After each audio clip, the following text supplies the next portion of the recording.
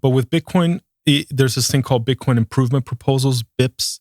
You can find them online. There's a long list of them. Somebody just manages, it's basically just like a list of them, and anybody can make them for whatever reason. It doesn't even have to be like a software thing. It can just be like, we should use this word to describe this situation. It can be even as simple as that. Mm-hmm. And BIP 39 is the 39th BIP. It was made by the Trezor guys, and the whole point was to how can we get these crypto passwords? They're not passwords, we call them that because that's what we're used to calling them. They're public and private key pairs that you need to store. And how do we back these up to pen and paper and in a way that like people can think about them in an easy manner? Like we're dealing with like ones and zeros, which are super annoying. And like for humans, it's not natural at all. For computers, it's great. But for humans, it's not. And BIP 39 is basically the standard that it's used to convert a seed, so a ones and zeros, to a bunch of words. And the standard just basically says how you like take each little chunk of the ones and zeros and convert them to a word. And then the word is like an English word. They're carefully chosen so that they're very easy to like pronounce and also very short.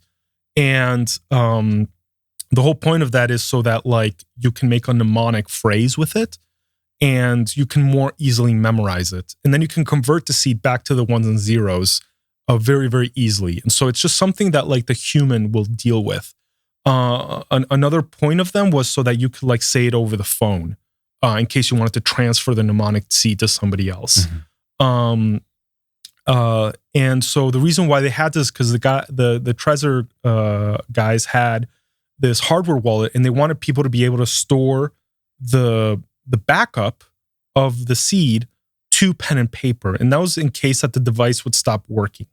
You didn't want to rely on this electronic device to store that information, because while it is carefully designed and well manufactured, by well-meaning people that are very experienced, it's still an electronic device. Yeah. And it's still prone to an EMP bomb or any sort of thing just like manufacturing defect. Literally a drop of water.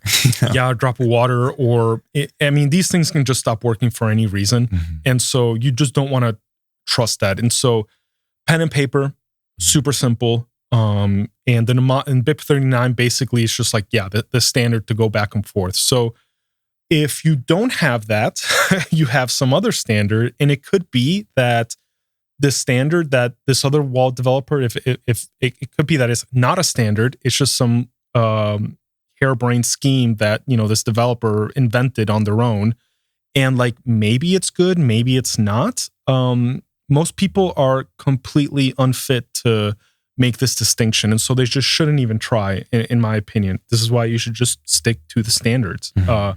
Standards are good. So you want to find something that's self-custodial, ideally a very popular wallet. I personally can recommend Sparrow Wallet, though the Bitcoin Core wallet is, also works. I don't think it's that great personally. It's more if you're like a developer, then it's a good wallet. But if you're just like a normie pleb, there's other better wallets. But then, make sure that it's compliant, meaning, and the reason why you want to do that is because you might like generate the seed with that wallet, but then if the software like stops working, for example, like everybody updates to like Windows 12 or like Mac OS, 20, or some version of like Ubuntu 30, in the future, maybe that software developer like isn't around anymore and hasn't, made sure that the software works on these newer operating systems. If it's BIP 39 compliant, you'll very likely be able to find another piece of software that can read those words and convert them back to the seed, and generate all the private keys and public keys that you need to spend your Bitcoin, and you can get your money back. Mm-hmm. And you don't have to trust, and it's sort of like this ubiquitous standard where you can use the seed not just in one wallet, but in many wallets. In fact, any wallet that supports BIP 39 will be able to import that seed and then give you access to your funds so that you can spend them in the future. Because, holding Bitcoin, it's not enough to just like, know that you own it. You also have to have the ability to spend it. That actually is what ownership means. The ability to give it to somebody new. So BIP39, self-custodial wallet, ideally popular. Make sure you get the right link. I do want to say Google is your friend, but that actually is not true.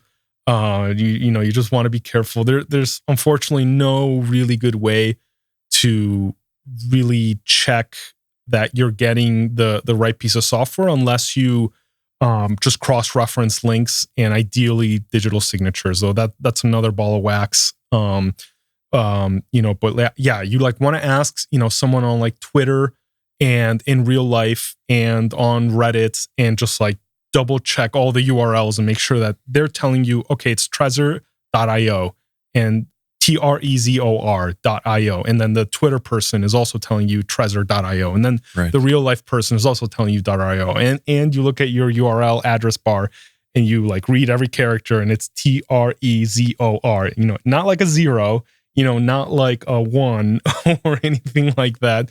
Not trezor. RussianWebsite.com. not anything like that. Really just trezor.io. And then, you just follow the website and just go through it. It's fairly nerve-wracking the first time you do it. It's not that much fun. You're just so anxious. You don't want to make a mistake. You don't really know what you're doing, but you want to own Bitcoin. So you just like, you deal with it. But eventually it just gets better. You realize you did it right. You were careful and the anxiety just goes away, Right.